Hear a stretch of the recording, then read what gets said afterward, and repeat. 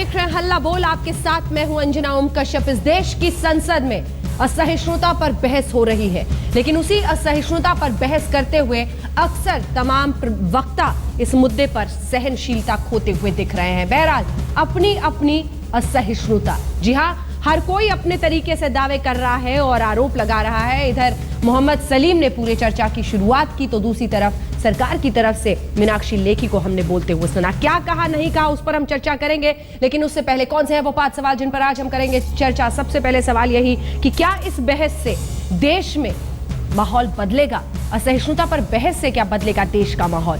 सवाल नंबर 2 जिस पर आज हम हल्ला बोल में चर्चा करेंगे, असहिष्णुता पर बहस में गड़े मुर्दे उखाड़े जा रहे हैं क्या? पुरानी बातों का जिक्र हो रहा है, दिल्ली चुनाव तक का जिक्र हो गया, कहा गया कि चर्चेस पर हमले के जरिए लोगों को डराया जा रहा था।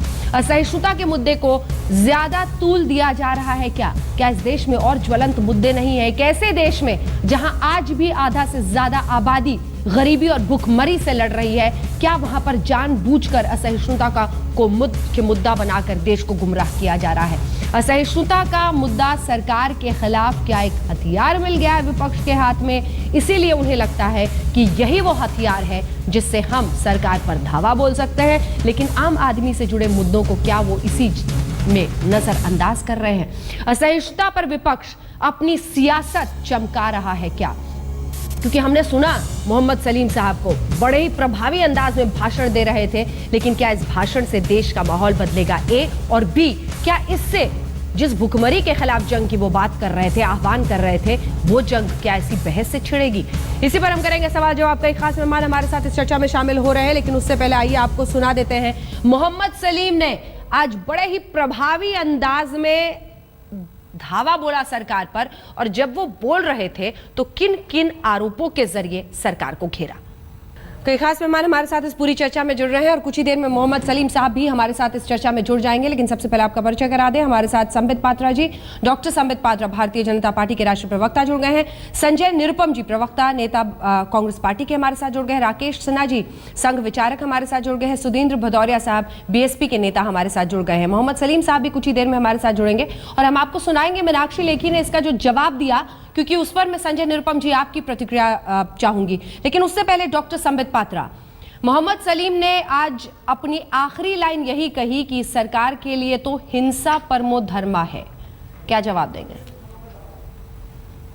नहीं, देखिए, जिस प्रकार से भाषा का प्रयोग और बोलने का अंदाज का प्रयोग सलीम साहब कर रहे थे, तो मुझे लगता है ये जो देरी हो रही है सलीम साहब का आने का आज तक के डिबेट में, वो शायद 2.5 आखर प्रेम का पढ़ के आ रहे हैं। देखिए, भाषा से ही और लहजे से ही मालूम पड़ जाता है कि कौन हिंसा पसंद करता है और कौन अहिंसा पसंद करता है। आपने राजनाथ जी पे आक्षेप लगाया, राजनाथ जी देश के गृह मंत्री है, उन्होंने खड़े होकर अपने वचन को रखा। आपने देखा वो एक समय के लिए उक्तक्त हुए नहीं, विषैले हुए नहीं, मगर लगातार हम कांग्रेस और सलीम साहब को सुन रहे थे। 2 दिन पहले रक्तपात हो गया था और आज फांसी पे चढ़ा दो। रक्तपात, फांसी पे चढ़ा देना, मारकाट मच जाएगा, ये सब अहिंसा परमो धर्मों की भाषा है या ये हिंसक भाषा है? आप बताइए। आप हमारे लोगों को सुनिए, कोई संसद में इस प्रकार की भाषा का प्रयोग करता है? कितना प्यार से विनम्र होकर झुक के हम लोग बात करते हैं। संजय निरुपम जी जवाब दीजिए इसका। ये सब गांधी जी के फॉलोअर हैं। संजय निरुपम जी जवाब दीजिए। ऐसा है, आपका जो बुनियादी प्रश्न है कि असहिष्णुता के ऊपर पार्लियामेंट में चर्चा होनी चाहिए, नहीं होनी चाहिए, पहले हफ्ते होनी चाहिए, नहीं होनी चाहिए, इससे जुड़ा विषय आपका। देखिए, पिछले कुछ दिनों में या कुछ महीनों में जो धार्मिक असहिष्णुता है वो बहुत ज्यादा तेजी से हिंदुस्तान में महसूस की गई, इसलिए बड़े पैमाने पे लोगों ने अलग अलग ढंग से इस पर अपनी प्रतिक्रिया जाहिर की। हाल के पिछले 1-2 हफ्ते पहले एक फिल्म स्टार के बयान के ऊपर कितना ज्यादा विद्रोह हुआ वो सब देख रहे हैं। तो ऐसे में पार्लियामेंट जो कि देश के तमाम गतिविधियों का एक रिफ्लेक्शन होता है, जहां पे वो एक केंद्र है, एक मंच है, तो निश्चित तौर पर इस विषय पर पार्लियामेंट में चर्चा होनी चाहिए और हुई। पार्लियामेंट में सिर्फ इसी विषय पे चर्चा होती है ऐसा भी नहीं। रह गई बात हिंसा का भाव और अहिंसा का भाव, भाई जिस पार्टी की आज सत्ता है वो पार्टी अगर मुजफ्फरनगर दंगों के मेन अभियुक्त का सत्कार करती है तो निश्चित तौर पर कहीं ना कहीं लगता है कि इस पार्टी को उस प्रकार के दंगा फसाद करने वाले लोगों के प्रति एक मन में मोह है, सहानुभूति है, ऐसा लगता है हमको। दूसरी बात जो दादरी में जो घटना घटी, उस दादरी की घटना के बाद भी जिस प्रकार से उस घटना को न्यायोचित ठहराने की कोशिश की गई अलग अलग ढंग से, उससे भी ऐसा लगता है कि ये पार्टी हिंसा का प्रचार करने वाले, हिंसा का बढ़ावा देने वाले लोगों के समर्थन में। पार्लियामेंट में अगर उसका रिफ्लेक्शन होता है कि भाई ठीक है आप मुझे फांसी चढ़ाना चाहे, अगर मैं गलत कह रहा हूं, तो मुझे नहीं लगता कि इसमें कोई हिंसा का भाव है। आप इसमें विक्टिम का भाव ढूंढ सकती हैं, लेकिन हिंसा का भाव तो नहीं दिखता है। रक्तपात की बात अगर उन्होंने कही तो उसमें क्या बात है भाई? जिस संविधान को हम होली बुक मानते हैं, खुद प्रधानमंत्री कह रहे हैं, उस संविधान में अगर बदलाव करने की कोई साजिश रची जा रही है तो उसका विरोध होगा। उस विरोध का स्वरूप क्या होगा, इसकी कल्पना न तो भारतीय जनता पार्टी कर सकती है न कांग्रेस कर सकती है। और इस आधार पर एक राय, एक चिंता और एक आक्रोश व्यक्त किया गया संविधान को बदलने की जो साजिशें चल रही हैं। मेरा ऐसा मानना है कि असहिष्णुता के मुद्दे पर अगर कोई अपनी बात कह रहा है तो भारतीय जनता पार्टी इसे अपने ऊपर ले, देश के ऊपर न ले। मोदी का विरोध देश का विरोध नहीं हो सकता। भारतीय जनता पार्टी की नीतियों की आलोचना देश की आलोचना नहीं हो सकती। देश सहिष्णुता है और आगे भी रहेगा, लेकिन संबित जी छोटा सा जवाब, वो सहिष्णुता को त्याग कर देश में सहिष्णुता का वातावरण चला रहे हैं, पैदा कर रहे हैं। इस नाते लोग चिंतित हैं और ये चिंता समय समय पर निकलेगा, संसद में भी निकलेगा, आपके टेलीविजन चैनल पर भी निकलेगा। और मुझे लगता है भारतीय जनता पार्टी को इन चिंताओं को रैली समाप्त हो जाए तब मैं बोल लूंगा करने का, वेहेमेंटली रिएक्ट करने के बजाय समझ करके इसको कैसे दूर किया जाए, जो लोग चिंता व्यक्त कर रहे हैं उनके साथ कैसे संवाद स्थापित किया जाए, इस दिशा में ध्यान देना चाहिए। संबित जी हो गया। हाँ, नंबर 1 देखिए, तथ्यों के साथ छेड़छाड़। आज देखिए संसद में हमने देखा जो वचन नहीं बोले गए उन वचनों को रखा गया, और अभी डिबेट में आप देखिए कांग्रेस के प्रवक्ता तथ्यों से छेड़छाड़। मुजफ्फरनगर के दंगे में भारतीय जनता पार्टी का हाथ, सुप्रीम कोर्ट का मैं अभी आपको बोलेंगे तो मैं वर्डिक्ट निकाल के सुना दूंगा। उसमें 2 स्टेट्स के नाम आए हैं। उत्तर प्रदेश के सरकार को लताड़ा गया है, उस समय केंद्र में यूपीए की सरकार थी। इंटेलिजेंस फेलियर के लिए सुप्रीम कोर्ट ने उनको लताड़ा है, बीजेपी का नाम नहीं लिया है। हाँ, हाल फिलहाल में भागलपुर के दंगों में सुप्रीम कोर्ट ने कांग्रेस का सीधा नाम लिया है। तो देखिए किस प्रकार से सलीम साहब वहां फैक्ट से छेड़छाड़ कर रहे थे और कांग्रेस के प्रवक्ता फैक्ट्स जानते हुए यहां छेड़छाड़। तीसरी बात और सबसे घिनौनी बात, कांग्रेस के इतने विद्वान प्रवक्ता रक्तपात को जस्टिफाई कर रहे थे टेलीविजन में। वहां पर तो खड़गे साहब ने जो कहा वो कहा, मगर यहां टेलीविजन चैनल पे आप बताइए क्या महात्मा गांधी इस बात से सहमति रखते कि कॉन्स्टिट्यूशन को अमेंड करने पर संजय जी को आवाज विभिन्न प्रकार से लोग अपने व्यक्त को व्यक्त कर सकते हैं, रक्तपात भी हो सकता है। रक्तपात को आप जस्टिफाई कर रहे हैं।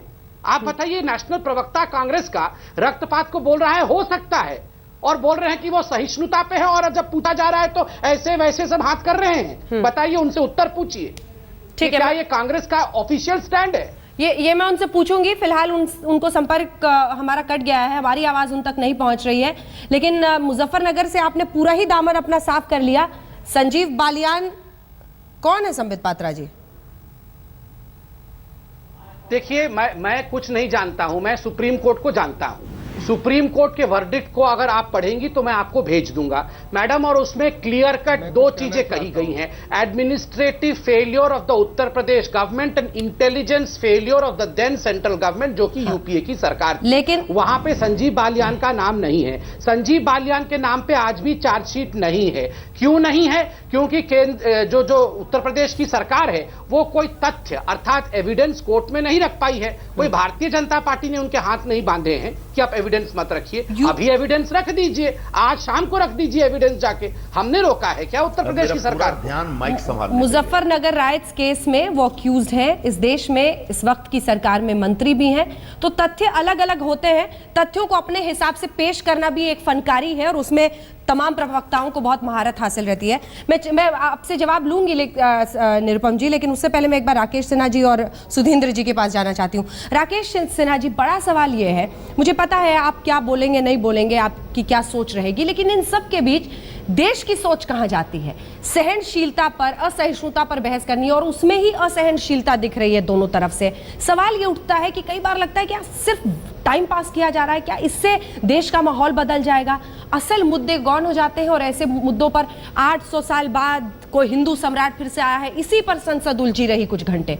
तो ये बयानबाजी के बीच में सब कुछ उलझा हुआ दिखता है। देखिए, मेरा मानना है कि समाज के किसी भी वर्ग में यदि असहनशीलता आती है तो समाज का एक सामूहिक दायित्व होता है कि वह असहनशीलता से समाज को बाहर करे। और ये घटनाएं आज़ादी के बाद से भारतीय समाज में जब तक घटती रही हैं, दो चार इक्के दुक्के घटना घटती हैं, लेकिन दुर्भाग्य की बात यह है कि कांग्रेस के प्रवक्ता ने दो बातों को जिस तरह से गले लगाया, मुझे आश्चर्य हुआ। एक, फारूक अब्दुल्ला इनके मित्र हैं, इस पूरे सेकुलरिस्ट जो दलें हैं जिनका एक अलायंस है उसके एक मित्र हैं।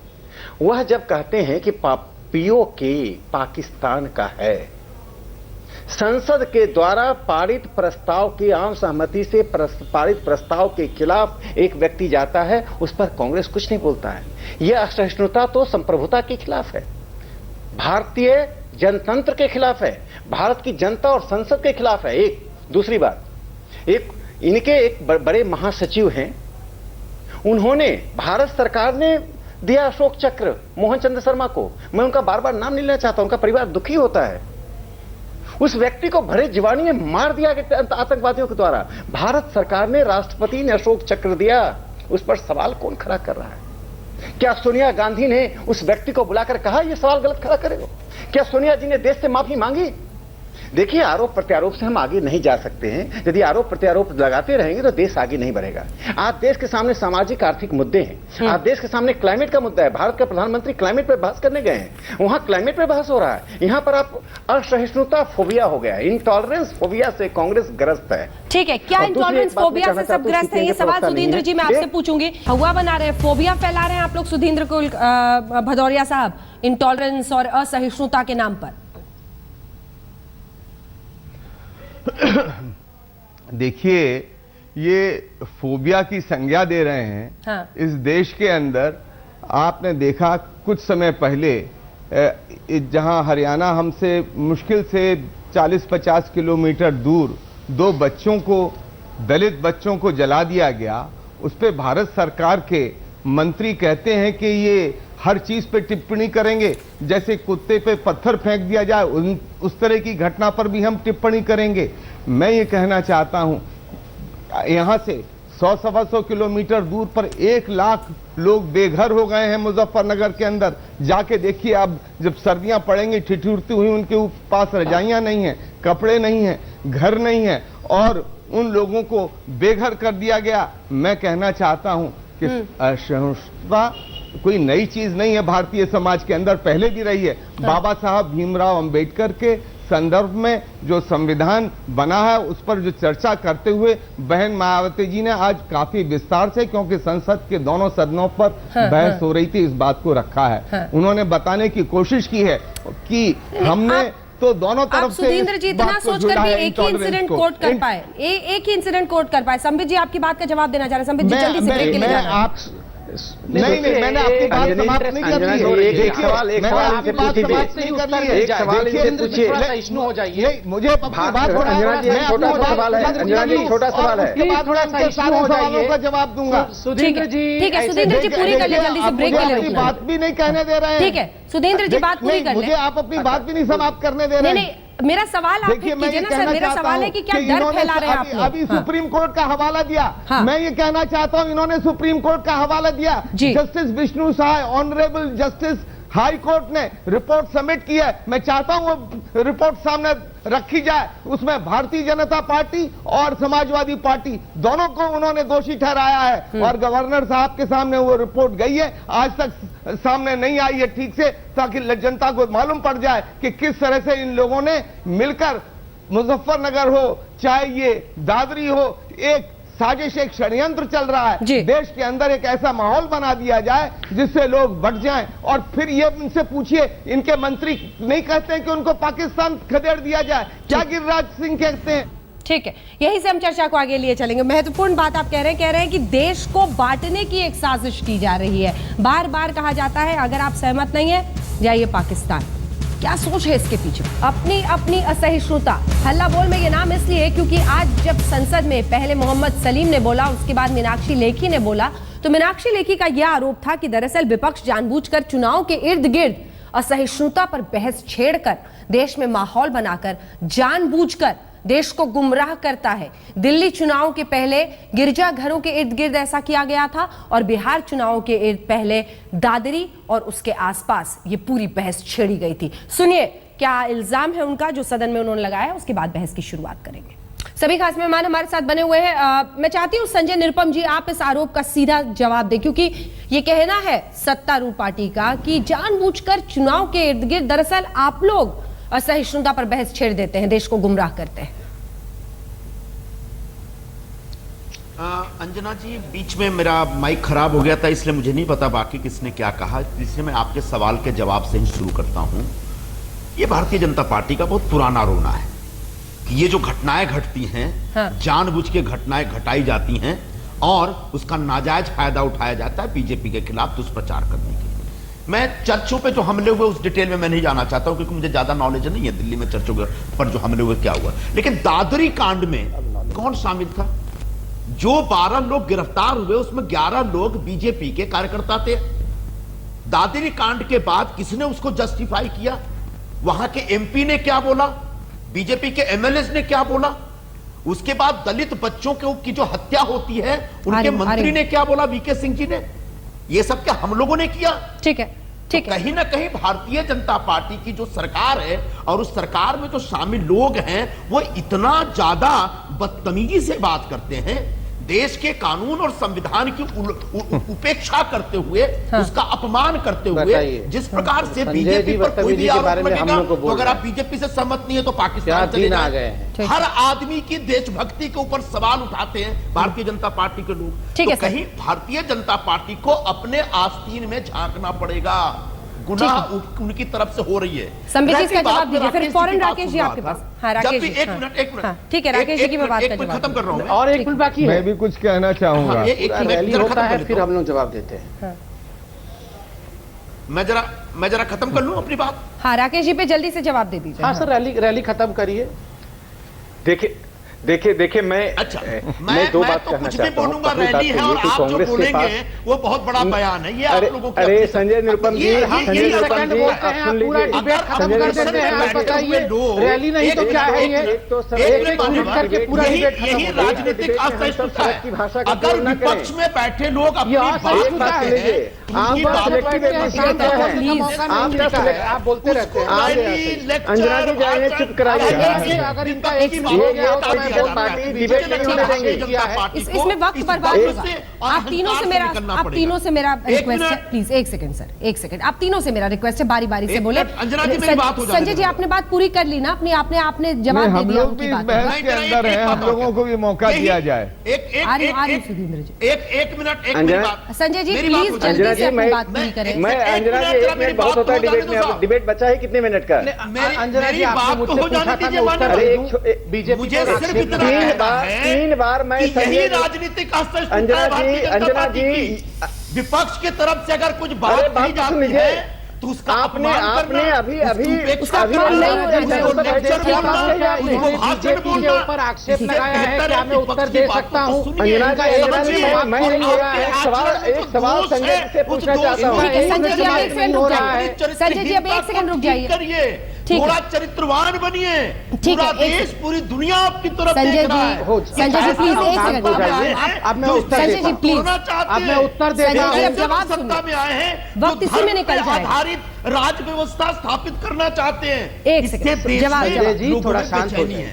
इस बेचैनी को दूर करने की जवाबदारी भारतीय जनता पार्टी के सत्तारूढ़ दल की है। ठीक, अब मैं जवाब दीजिए। प्रधानमंत्री संबित जी जल्दी से जवाब दीजिए, जिसके बाद मुझे राकेश जी के पास नहीं हो रहा है। संजय जी प्लीज रुक जाइए। संजय जी आपसे रिक्वेस्ट, इनका रैली बंद नहीं हो रहा है और हमें बोलने नहीं दे रहे हैं, इतने सहिष्णु हैं।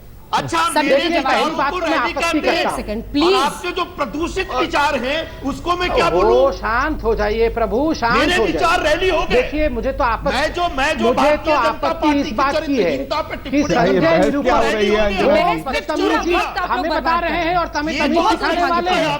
संजय निरुपम जी, अरे बहुत अंजना जी दुर्भाग्यपूर्ण क्या है। कर रहे बहुत हैं दुर्भाग्यपूर्ण क्या- कैसा संबित जी, जल्दी से अपनी बात बिहेवियर है? निकलो। नहीं मैं जल्दी से कैसे कर दूं, पूरा अपना समय ये ले दम गए छोड़ो। और मेरे समय में मैं जल्दी से कर दूं, ऐसे कैसे होगा?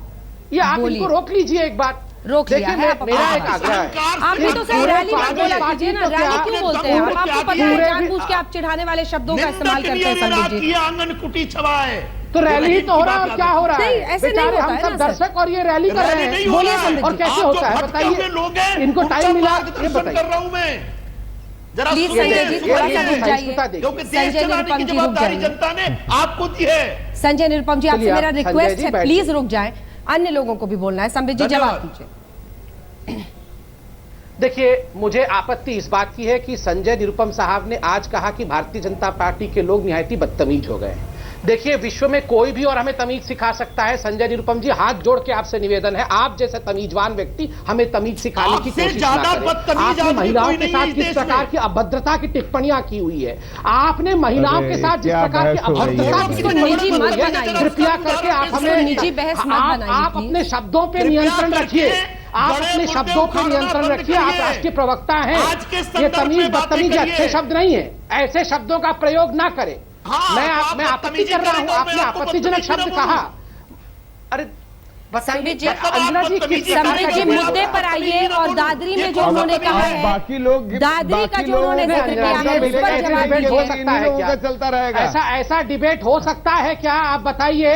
ये आपने जब इनको दिल्ली के बारे में पूछा, चर्चों के बारे में, उस समय तो पानी पी पी के चर्च के विषय में बोलते थे। उस समय तो बंगाल में जब 75 वर्ष की नन के साथ जो दुर्भाग्यपूर्ण घटना हुई, यही संजय निरुपम और मैं रोज टीवी पे डिबेट करते थे। आप लोग और जब ये संदिग्ध पकड़े गए, जब आरोपी पकड़े गए, तो ये आज संजय जो हो निरुपम रहा बोल रहे है, हैं उस पे मुझे चर्चा नॉलेज नहीं कीजिए। है, मुझे नॉलेज नहीं है, मुझे पता नहीं है। और मैं आज उसमें दादरी बोल के सकता विषय हूं, में लेकिन पानी अभी पी पी के मुझे बोल रहे हैं। दादरी मैं पे ज्यादा गारंटी देता प्रासंगिक हूं, लग रहा है। आप इंतजार दादरी का करिए, मुद्दा 6 महीने बाद प्रासंगिकता बोलेंगे मुझे इसलिए नॉलेज कम नहीं है, समय मुझे में पता उस नहीं विषय पे मैंने बोला। है। ऐसे आप ऐसी चाहो मैं पार्टी चर्च की भी और कहानी ऐसे सुना दूंगा, राजनेता डांग जो की भी अपनी कहानी सुना राजनीतिक दूंगा। रोटी सेकने के उड़ीसा में लिए क्या हुआ, हिंदुस्तान गुजरात में के क्या नाम हुआ, के ये साथ भी खिलवाड़ सुना कर दूंगा। सकते कैसे हैं, विश्व उनसे हिंदू तौबा परिषद करना के चाहिए। शामिल और थे। इनके सहिष्णुता के लेवल को देखिए, इनके सहिष्णुता के लेवल को जरा देखिए आप टीवी चैनलों पर। ये संसद में बहस करेंगे? ये टीवी चैनल में बहस करने लायक नहीं है। ये संसद पे क्या बहस करेंगे जाके? आप बताइए हाँ। जरा। 1 घंटे से हम आप इनको लोग सुन रहे सुबह हैं, 7, ये 5 24 सेकंड घंटे हमें नहीं सुन। बदतमीजी आप बोल करेंगे लीजिए, मैं और अपना उसके ऊपर समय कोई आपको टिप्पणी भी देता नहीं हूं, कर मैं सकते। सहिष्णु बन जाता हूं। आप बोलिए, आप बोल लीजिए। राकेश सिन्हा जी, आप काय का राकेश आप सिन्हा जी, बोलेंगे? मैं चाहती हूँ बाबा आप आप इस तो बहस देश को तोड़ने की राकेश जी। कसम खा के बैठे हैं। राकेश देश के देखिए, वातावरण में देखिए जहर पहले घोलने की कसम ये खा के बैठे हैं। एक राकेश मैं इन दोनों से आग्रह करता हूं। सही रखते हैं। बिल्कुल, इतने गंभीर देखिए, हमें बातें- व्यक्तिगत नहीं इतने होना। गंभीर नहीं। प्लीज। बड़ा देश विरोधी है। एक सेकंड, देखिए हम राकेश। राष्ट्रीय चैनल पे बैठे हुए हैं, लाखों लोग देख रहे सकते हैं। हैं दूसरों को याद। अरे राकेश। संजय जी हम मुद्दों पे बहस करें, व्यक्ति पर बहस नहीं करें। आइडिया इंपॉर्टेंट होता है, इंडिविजुअल इंपॉर्टेंट नहीं होता है। देखिए मैं एक बात कहना चाहता हूं, मैं भी व्यक्ति सिलेक्टिव पे बहस एमनेस्टी नहीं से कर रहा, काम नहीं मुद्दे करना पे ही बोल रहा चाहिए। हूं। देश में यदि जिन मुद्दों की वजह अरे से 4 बार तो मैं आपके साथ दिल्ली के चर्च पर आक्रमण पर 4 बार मैंने आपके साथ डिबेट किया और कहते हैं मुझे मालूम नहीं है। आज दूध का दूध पानी का पानी होगा। उन चर्चों पर जो घटनाएं घटी थी, निंदनीय घटना थी, लेकिन मैं चर्च के बारे में अरे बता अपराध देता की हूं। घटनाएं थी। लेकिन दादरी की घटना ज्यादा कहां संघ प्रासंगिक है, परिवार था? इसलिए अभी मैंने तो आपको दादरी की जानकारी घटना नहीं पे अपना थी। अरे ज्यादा बोलने वक्त दिया। दीजिए, बोलने दीजिए। अरे इतने मैं बता दूंगा धैर्यवान मत आपको मुझे होइए। भी। इतने आज मैं धैर्यवान चर्च मत की होइए। घटना संजय के जी ऊपर मैं ज्यादा आपका चर्चा आरोप नहीं नहीं करना लगा चाह रहा रहा हूं। मैं हूं, लेकिन आपको चाहिए उसमें जब बोलोगे मैं चर्चा अरे करूंगा। आप मत अरे कीजिए। रक्तचाप बढ़ जाएगा संजय सोनिया जी जी। नाराज हो जाएगी चर्च के नाम पर। सोनिया जी नाराज हो जाएगी, मत कीजिए। सोनिया जी बहुत नाराज हो जाएगी आप पर। कि कारवा आप क्यों एक बात लूटा? सुन लीजिए। तुम इधर उधर की बात न करो, बताओ अरे कारवा अब क्यों ये लूटा? शेरो शायरी मत कीजिए। लोगों में अरे बेचैनी बहस क्यों कीजिए। है? संजय जी लोग अंजना बड़े जी, बड़े अंजना हैं। जी, दो छोटे पॉइंट हैं। अंजना जी, दो छोटे पॉइंट हैं। कर रहे ये हैं। तो बहुत अंजना गलत जी, तरीका है। ये गलत तरीका है एक्चुअली। ये जल्दी तबीयत से खराब अंजना भी जी कर लेंगे, मेरे 2 दूसरों का छोटे भी पॉइंट सुकून हैं। छीन लेंगे। पर्सनल आज लड़ाई में सलीम साहब नहीं है डिबेट में। अंजना जी का गला सलीम खुद बैठ साहब गया नहीं है है। डिबेट में। लोकसभा में आज बोल रहे थे। बुद्धदेव भट्टाचार्य ने पश्चिम बंगाल के विधानसभा में गृह मंत्री रहते हुए जो चले वक्तव्य गए दिया, उसका एक विकिपीडिया छोटा सा पॉइंट देकर मैं अपनी अरे बात आज समाप्त की करता बात करो हूं। भाई। पश्चिम बंगाल में 1997 से लेकर 1977 से लेकर 1996 तक 19 साल में 28,000 राजनीतिक हत्याएं हुई। यह बयान उस व्यक्ति का था जिसके राज्य में हत्याएं हुई। हर क्षेत्र मुझे आपको बीच में रोकना पड़ रहा है राकेश सिन्हा जी, और आपके साथ भी मैं सुधींद्र जी माफी मांगूंगी क्योंकि आपस की तू में बहस का वक्त जाया हो गया और आप दोनों के पास में नहीं आ पाई पूरी तरह से बहस को आगे ले जाने के लिए। सभी खास मेहमान हमारे साथ बने हुए हैं। राकेश जी, आप अपनी बात पूरी कीजिए क्योंकि जरा वक्त मिल गया, आप अपनी बात पूरी करें। हाँ, मैं सिर्फ छोटी सी बात कहना चाहता हूं कि बुद्धदेव भट्टाचार्य ने अपने ही द्वारा अपने ही शासित राज्य के बारे में बताया कि 1977 से लेकर 1996 तक 19 साल में 28,000 राजनीतिक हत्याएं हुई। प्रत्येक 6 घंटे पर पश्चिम बंगाल में एक राजनीतिक हत्या हुई। उस पश्चिम बंगाल के राजनीतिक हत्या के आड़ पर केरल के सीपीएम के महासचिव पीएन विजय ने क्या कहा मालूम है? पीएन विजय ने पार्टी की मीटिंग में कहा, हमें पश्चिम बंगाल की इकाई से राजनीतिक हत्या की कला को सीखना चाहिए। ये बातें वहां का अखबार में आ चुकी हैं। वह पार्टी आज सहिष्णुता की बात कर रही है। लेकिन आज मैं एक अंतिम बात, छोटी सी बात कहकर अपनी बात समाप्त करना चाहता हूं।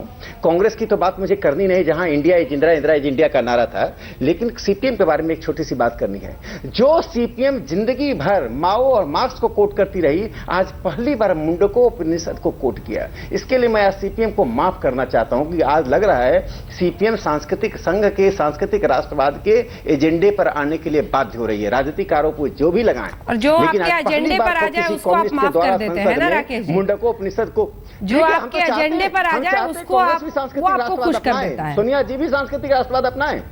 कह दे कि संघ खुश हुआ। लो आइडियोलॉजी नहीं है हमारा एजेंडा राष्ट्र का परिवर्तन है, और राष्ट्र के परिवर्तन में यदि सोनिया जी भी शामिल होंगे तो उनका भी हम समर्थन करेंगे। वह भी सांस्कृतिक राष्ट्रवाद की बात करें। नि स ग म म म नि प म ग नि प म ग स नि प म नि स प स। जहाँ तक याद आती रहेगी